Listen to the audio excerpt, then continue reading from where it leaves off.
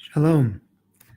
I am Rabbi Nathan Davidovich, speaking to you on behalf of the webyeshiva.org. And today, Baruch Hashem, I'm speaking to you again from Eretz Yisrael, from Efrat, Israel, where we returned last night. And we're all delighted to be back here and getting ready to celebrate Pesach. This particular Shabbos is a very interesting Shabbos. It's called Shabbat Hachodesh, the Shabbos of the month. And this particular Shabbos, which happens to be this year, Rosh Chodesh Nissan, the first of the month of Nissan, this particular Shabbos, we take out 3 Sifrei Torah, 3 scrolls of the Torah. We take out the one for the regular reading, which is Parsha Tazria. We take out one for the special day of Rosh Chodesh, and we take out a third one for the special reading of what we call Parsha Hachodesh. And I'm going to talk about Parsha Hachodesh, which is, according to Rashi, if you remember back at the beginning, Rashi in Beresheet says that the Torah really should have begun not from the story of the creation of the world, but really from this particular mitzvah, this commandment of making this month of Nissan, the Hebrew month of Nissan, the head of all of the months of the year, the headquarters of the year, the beginning of the months. And he gives a reason there as to why that wasn't done. We're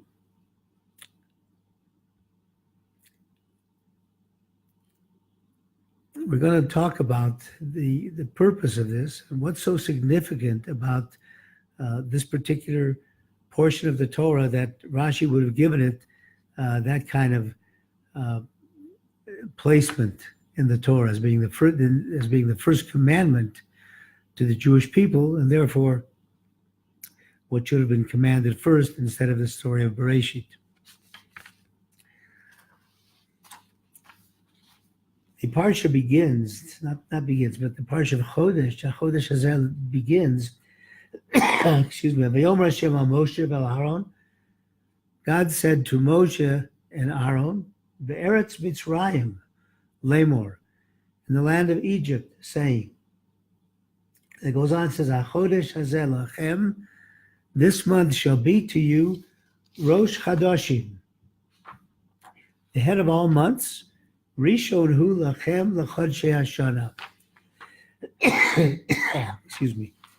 The very first for you of the months of the year. Now we have a couple of questions that we're going to try to discuss in this short time. First of all, why does it say that God made this commandment to Moshe in Mitzrayim, in the land of Egypt?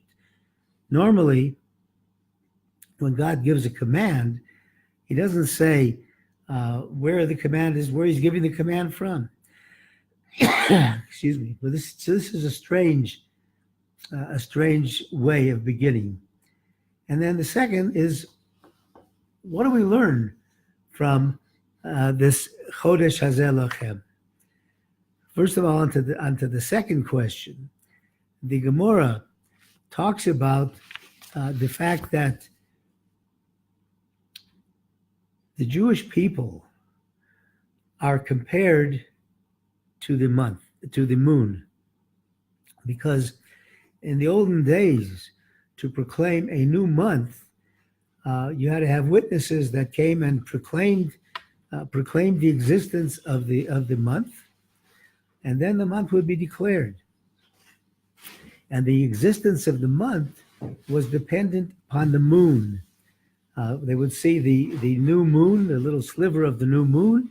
They would testify before the court that they saw the new moon, and then the court would declare the new moon and the new month. So why is it that the Jew is compared to the moon?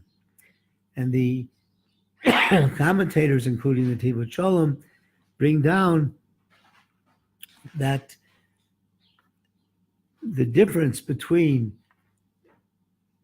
dating your time from the cycles of the moon versus the cycles of the sun is as follows. The sun is never changing. If the sun doesn't appear, one could have could be depressed. One could be depressed, thinking, what's going on here? The sun is gone. The moon, however, teaches us a very important lesson about the cycle of life. It teaches us that just as the moon changes every day, it goes from a full moon to down to almost nothing and then back again, so too the Jewish people have this ability of renewing every single day. And this, when Hachodesh Hazeh Lachem, teaches us that this is the time to renew our relationships with God. This is the time to recognize that no matter what situation we are in, we can renew ourselves anew like a new creature and put all that behind us. The reason that is given for saying this was given in Mitzrayim, in the land of Egypt, is because in the land of Egypt, when the Jews were there, it was the seat of immorality. The Jews had fallen to the deepest level of tumah, of immorality, that they could barely get themselves from it, but yet God spoke to them there. We might think that we've done things that are so bad that there's no way that God is going to speak to us. There's no way that I can possibly get out of this. And we know that Nissan, which is the month that the Jewish people were redeemed from Egypt, it is said that just as the redemption from Egypt occurred in the month of Nissan, so too will the future redemption occur. So we see that this month of Nissan gives us hope that we can get out of the darkness. Remember, we were in the darkness in Egypt, and God listened to us in that darkness, gives us hope and the ability to get out of that darkness. We know that our lives are changing every moment. We have ups and downs, but we shouldn't let the downs grab hold of us. We should always grab on to the up part, and know, just as the moon waxes and wanes, it goes down to almost nothing. When a seed is planted, and we've talked about this before, when a seed is planted, before it can start growing, it has to almost become completely rotted in the ground. And from that, growth begins. We call that the kusta de chiyusa, the spark of life. The Jew has to always recognize that he has that spark of life to come closer to Hashem, come closer to God, and to do tshuva for what he has done. Now, this month of Nissan is also referred to as the month of love. It's the month of love because God brought us out of Egypt. God saved us from a terrible situation. And it's a month that when we sit at the Seder, we say the words, everybody sitting at the Seder should think that I myself left Egypt. In other words, in this generation, as well as in past generations, we have the opportunity and the ability to leave the Egypts of our life, to leave the depths of our life, and to recognize the goodness of this month. Of course, in recognizing the goodness of the month, one has to recognize the importance of being good to other people, the goodness of the connection with other people. I'll just close with a cute story that happened to me today. We brought our grandson a Lego set, and he was making something, and he made a little Lego dinosaur. He said, "I didn't know you could do that with Legos." And my wife said, with Legos, you can make the whole world.